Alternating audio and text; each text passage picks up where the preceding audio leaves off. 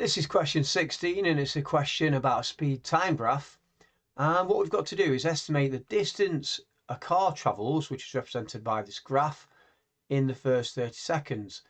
Now, what's important to know here is that the distance travelled on a speed time graph is actually the area under the graph. And one way we can estimate that is by drawing a triangle underneath. So here we can see we've got 30 seconds there, so we're looking for the 30 seconds, and we can draw a line from there to there and to a point on the graph there and down, and the area of this triangle that we've got will approximate the area under the curve at that point.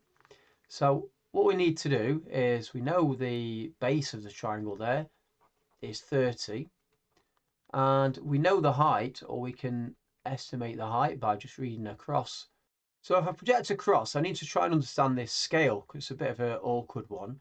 So we can see that we've gone up, just looking at these between these 2 points here, we've gone up by 2 whole steps, i.e. we've gone from 12 meters per second to 14, and we've done it in 5 of the smaller squares. So that means one of the smaller squares, so a small square, is going to equal 2 divided by 5.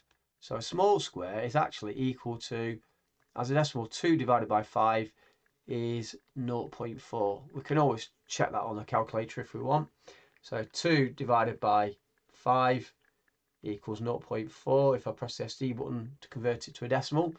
So there we go, that's what one of the small squares is. So that would tell me then that because we've gone up 2 small squares, this point here is going to be 8.8 because we're adding on 2 0.4s.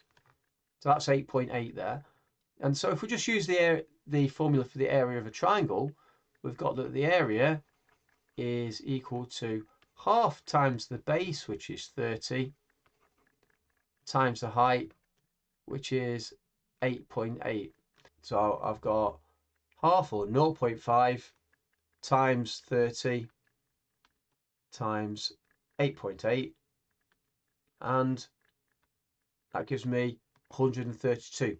So my estimation for the distance travelled is 132 meters. And then what we're asked in part B is our estimate, because this is just an estimate, we didn't follow the curve exactly.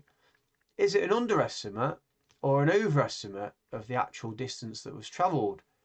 So what we can do is we can look at what we've done, and we've drawn a line that actually goes underneath the graph.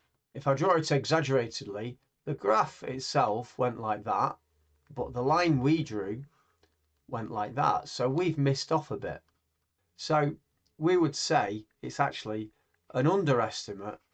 And our reason is that it's because the area of the triangle is less than the area under the graph between 0 and 30 seconds. In the final part of our question, we can see that it says Julian used the graph to answer this question. Work out the estimate for the acceleration of the car at time 60 seconds. So here's his working. So what Julian said is the acceleration is the speed divided by the time. Well, actually, the acceleration, or the average acceleration, is equal to the change of speed divided by the time. So let's have a look at Julian's calculation. So what he's done, he said at 60 seconds, he's gone here to the graph and he's gone up to the point where it cuts the graph at 60, projected across, and he said, well, the car is doing 13 meters per second at that time. And he said, and that is at 60 seconds. And he's got that value. Now, it doesn't give a good estimate of the acceleration. So we've got to explain why.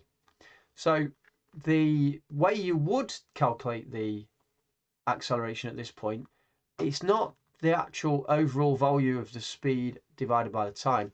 It's the gradient of the slope at that point. So if you wanted to calculate it, you'd have to draw a tangent to the curve, and then you would have to measure what the slope of that curve was, or the tangent was. So we'd measure this distance here, the rise and divide it by the run to get the gradient at that point. So what I would say was in my answer that Julian should have measured the gradient to the tangent of the curve at 60 seconds. So I hope that's been helpful to you, and if it has, please consider subscribing to our channel and also giving our video a thumbs up. Thanks for watching.